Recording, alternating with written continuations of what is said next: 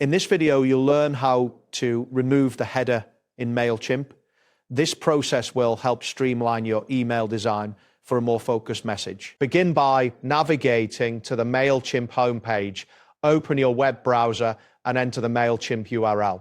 Once the page loads, you will see the Mailchimp dashboard, which displays your campaigns and account details. Next, locate and click on the button labeled Begin to create a new campaign. This button is typically found on the dashboard. After clicking, you will be directed to a new screen that allows you to start the campaign creation process. After that, look for the option labeled Close to exit the initial setup.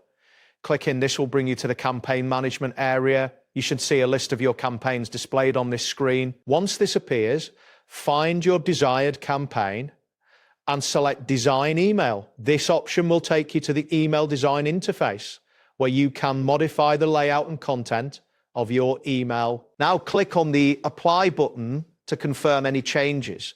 This action saves your design choices and prepares the email for further editing. A loading animation may appear briefly as the changes are processed. Next, locate the header section of your email design. Click on this area to select it.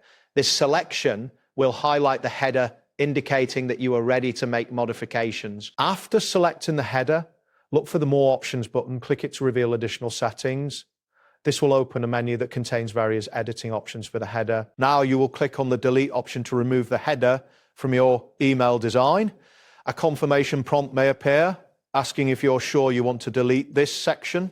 Make sure to confirm this action to finalize the removal. Once the header is deleted, take a moment to review your email design. Ensure that everything looks as intended without the header. If you are satisfied, you can proceed to save or send your email. That wraps up today's guide.